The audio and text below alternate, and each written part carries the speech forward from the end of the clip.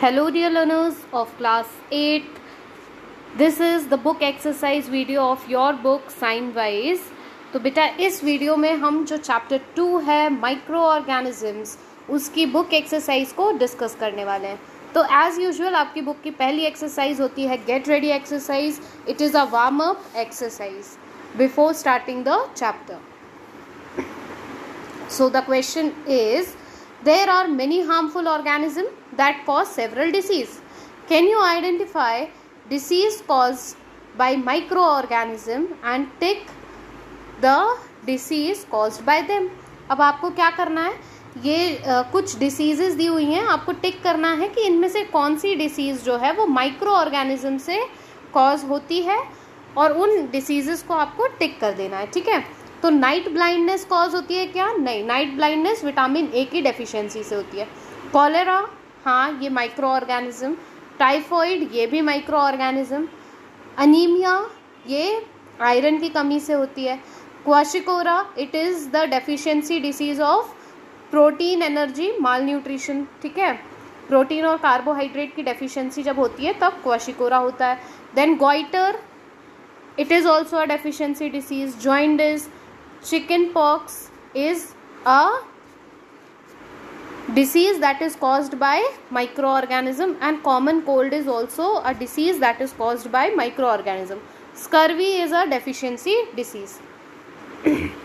Okay, then the question they are asking is, do the disease caused by microorganism spread from one person to another?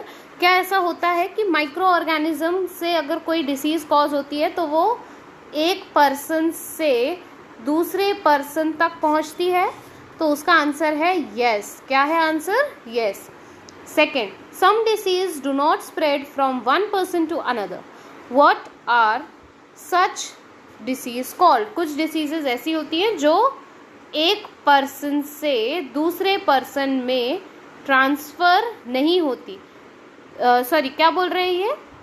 Do not spread from one person to another, है ना. तो एक person से दूसरे person में transfer नहीं हो रही है तो उसको हम क्या बोलेंगे? It is a non communicable disease. और अगर वो स्प्रेड हो रही है उसको बोलेंगे communicable disease. What such diseases are called? तो क्या बोलेंगे? जो ट्रांसफ़र नहीं हो रही है उसको बोलेंगे नॉन कम्युनिकेबल डिसीज़, और जो ट्रांसफ़र हो रही है वो कम्युनिकेबल डिसीज. ठीक है. अब हम आ जाते हैं हमारी नेक्स्ट एक्सरसाइज जो कि है प्रैक्टिस टाइम 1. यहाँ पे आपको ट्रू और फॉल्स बताना है और जो फॉल्स स्टेटमेंट है उसको करेक्ट करना है. तो पहला स्टेटमेंट है micro organism are able to survive the unfavourable condition with the help of cyst. True. Then spirillum can exist in the body of another organism, ये भी ट्रू है. Algae appear white in color when seen in water. नहीं, कैसे colour की दिखेगी आपको? या तो वो ग्रीन कलर की दिखेगी या फिर ब्लू ग्रीन कलर की दिखेगी या फिर आपको वो ब्राउन कलर की दिखती है. ठीक है. तो वाइट तो वो नहीं दिखती. एल्गी वाइट कभी नहीं दिखती है. Then fourth, protozoa show heterotrophic mode of nutrition. Protozoa heterotrophic mode of nutrition को शो करता है, ये सही बात है. Then 5, fungi can perform photosynthesis. Fungi photosynthesis perform कर सकती है क्या? नहीं, फंगी फोटोसिंथेसिस परफॉर्म नहीं कर सकती. तो ये सेंटेंस रॉन्ग हो गया. अब हम आ जाते हैं प्रैक्टिस टाइम 2. यहाँ पे आपको कुछ क्वेश्चंस के आंसर देना है ओरली. ठीक है. तो पहला क्वेश्चन है, name the bacteria that is responsible for turning milk into curd. Milk को कर्ड में ट्रांसफ़र कर देता है एक बैक्टीरिया जिसका नाम है लैक्टोबैसिलस. क्या है नाम? Lactobacillus. Second, how is yeast use commercially to prepare alcohol, wine and acetic acid. अब बेटा ये ईस्ट जो है इसको कमर्शियली यूज़ किया जाता है वाइन, एल्कोहल और एसिटिक एसिड बनाने के लिए, और इस प्रोसेस को हम क्या बोलते हैं? फर्मेंटेशन. ठीक है. फर्मेंटेशन की प्रोसेस बोलते हैं इसको. फिर इस प्रोसेस में जो ईस्ट है उसको ग्रो कराते हैं नेचुरल शुगर की प्रेजेंट में. ठीक है. नेचुरल शुगर की प्रेजेंस में ये जो ईस्ट है इसकी ग्रोथ करवाते हैं. जैसे कि बार्ली, वीट, राइस, और जो आपके क्रश्ड फ्रूट हैं इन सब में।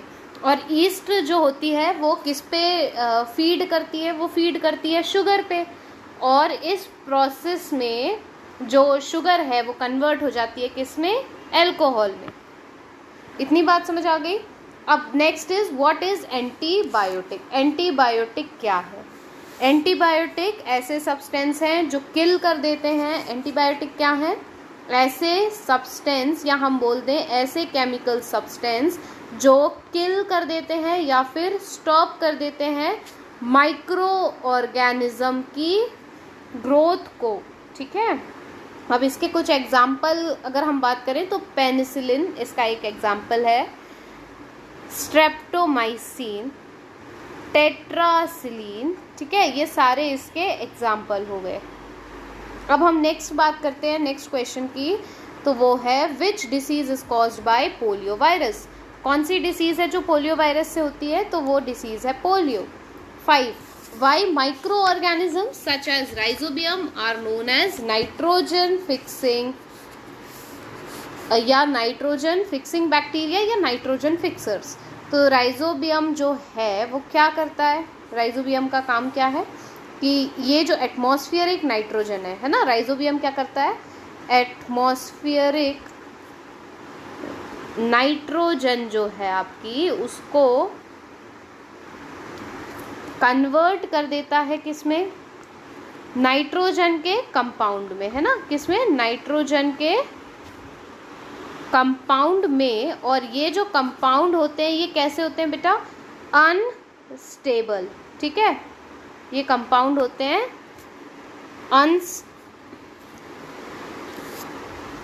अनस्टेबल होते हैं, और अनस्टेबल के साथ यूजेबल भी होते हैं। ठीक है, तो मैं ऐसा लिख देती हूँ, नाइट्रोजन कंपाउंड एटमॉस्फेरिक नाइट्रोजन को ये यूजेबल नाइट्रोजन में कन्वर्ट कर देता है।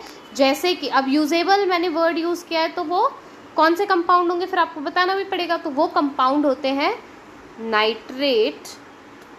ठीक है, नाइट्रेट के साथ नाइट्राइल और अमोनियम। ठीक है, तो ये कंपाउंड्स में कन्वर्ट कर देता है कौन? Rhizobium bacteria.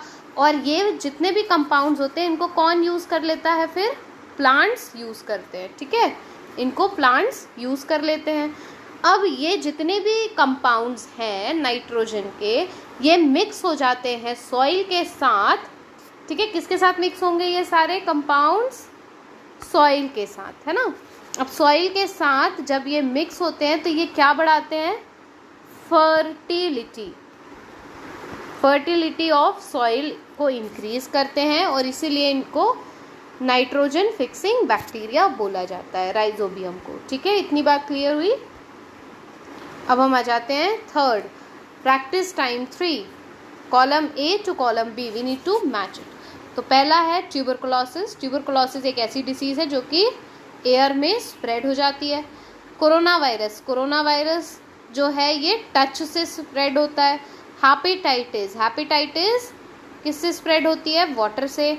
फूड पॉइजनिंग जो है ये होती है जब हम स्पॉइल्ड फूड खा लेते हैं, खराब खाना खाते हैं। विनीगर क्या होता है? प्रिजर्वेटिव। नेक्स्ट हम बात करते हैं हमारी जो मेन बुक एक्सरसाइज है, तो पहला है tick the correct answer.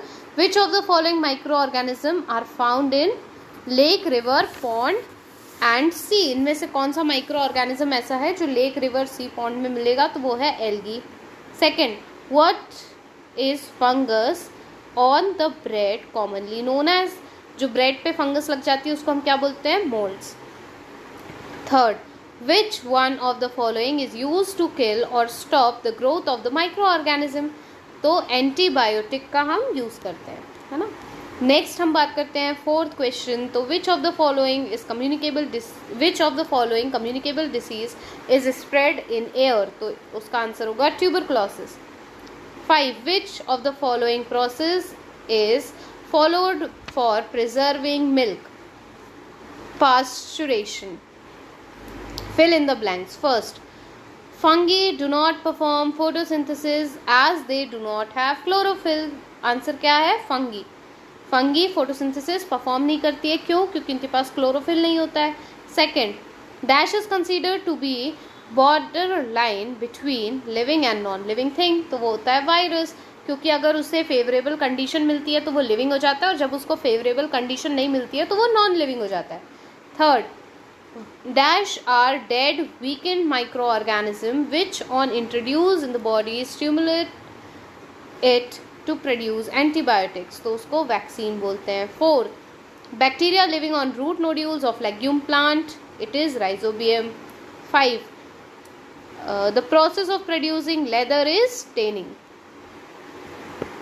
Then यहाँ पे देखिए आप ट्रू एंड फॉल्स दिए हुए हैं, बहुत ईजी हैं, सारे ही स्टेटमेंट ट्रू हैं, इसलिए मैं इसको समझाऊंगी नहीं क्योंकि ये सीधी भाषा में लिखे हुए हैं, है ना. Next is circle the odd one out. पहला है वायरस, बैक्टीरिया, इंसेक्ट, एल्गी. अब ये पूरे क्या हैं? माइक्रो ऑर्गेनिज्म है, बस इंसेक्ट जो है वो माइक्रो ऑर्गेनिज्म नहीं है, तो वो ऑड वन आउट हो गया. Second, cholera, typhoid, tuberculosis and polio, ये सारे जो है माइक्रो ऑर्गेनिज्म से कॉज होने वाले हैं. और ये जो है ट्यूबरक्लोसिस ये स्प्रेड होता है किसमें? एयर में. Third, house fly, aedes mosquito, plasmodium, anopheles mosquito. तो यहाँ पे plasmodium is odd one out. Fourth, sodium benzoate, streptomycin, tetracycline and erythromycin. तो इसमें होगा sodium benzoate.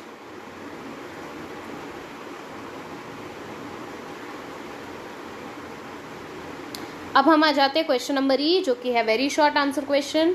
Give 2 example of each of the following. पहला है बायोलॉजिकल नाइट्रोजन फिक्सर. तो ये कौन होते हैं? नॉस्टॉक और एनाबेनिया. देन एंटीबायोटिक, एंटीबायोटिक का एग्जाम्पल होगा टेट्रासिलिन, एथ्रोमाइसिन, या फिर आप पेनिसिलिन भी लिख सकते हैं, ठीक है, स्ट्रेप्टोमाइसिन भी लिख सकते हैं, जो आपको इजी लगे. Then disease in animals, anthrax, foot and mouth disease. Disease in plant, citrus, canker, rust of wheat.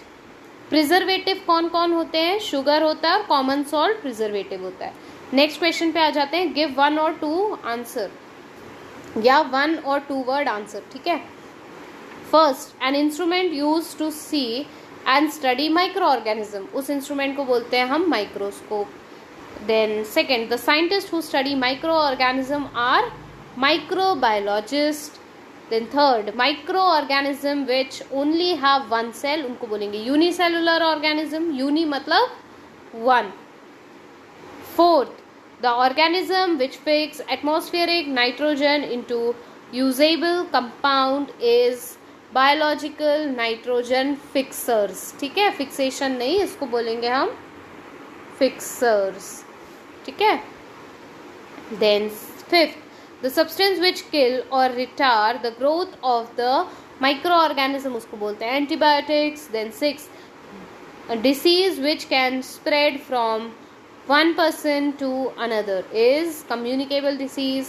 The disease caused by contaminated food and water, so typhoid or cholera. 8th, mosquito which carries pathogen of malaria are female Anopheles mosquitoes. The process of protecting food from getting spoiled is preservation. The method of adding common salt to the preserved food item is salting. Then moving to the next, that is the fun activity and the last exercise of your this chapter. So you need to name the organism and the type of the organism which it belongs to. तो पहला organism जिसका photo आप देख रहे हैं that is Chlamydomonas, और ये होते हैं एल्गी. सेकेंड आप देख रहे हैं yeast, it is fungi. This is Paramecium and it is Protozoa. Fourth is Vibrio, it is a bacteria. Then fifth is influenza virus, it comes in the virus category. So hope so this exercise is very clear to you all. This chapter, if you want the explanation, do mention it in comment section. If you want to study the case study of the chapter, kindly mention it in comment section. Stay connected to Science Wise. Thank you, dear learners.